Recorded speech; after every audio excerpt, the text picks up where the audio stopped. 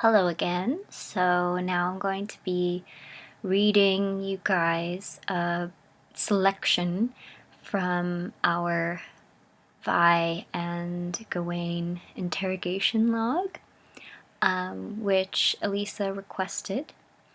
So once again, I'm not going to be looking at the camera while I do this, so I might go off screen. I'll try not to though. Okay. And just as a disclaimer, if you're not in Cali or you haven't read this log, it's a little disconcerting.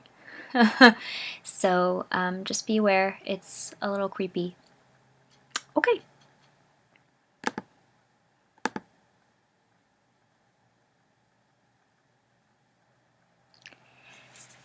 He finally breaks eye contact to drift over her feet again, and when he speaks next, it's light, deliberately casual. What color does a Death Eater paint her toenails, I wonder? In her mind's eye, he is circling around her, and with each step he is decidedly closer, pressuring her.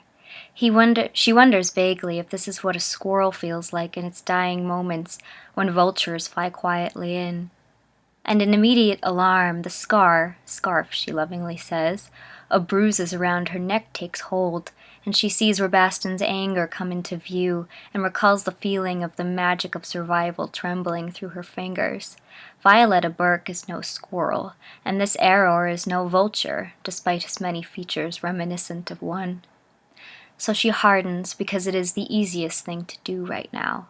She is trained for situations like these. She is trained to place her faith in the Lord, in Travers, in Theodore's future, in Rabaston's fury, and draw her strength from there. Such a shell is hardly without cracks, and within one of them has already plunged the knife of his foot fetish. But it will make do. She reverts to training and instinct, because indulgences are easier to understand than fear of the unknown. Good cop. She smirks, pursing her lips smartly to reveal in its double entendre.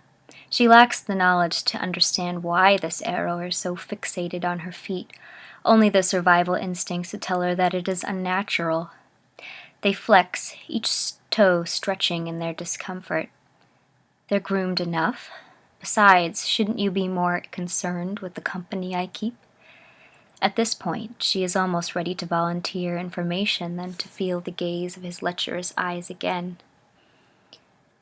Gawain's eyes fixate on her toes, like a cat's on a trembling spider. He begins to salivate and swallows audibly. His pupils are large, disproportionate to the light. Shouldn't I? He murmurs, as if he's too distracted to consider it. My, but you are in a rush to move forward with things. He lets his gaze linger for an uncomfortable stretch of time, and then regretfully pulls it back upward. He smiles at her, a lazy half leer. By all means, if you wish to impress me with something other than your metatarsals, he says, you may begin at your leisure. And I'm going to stop there.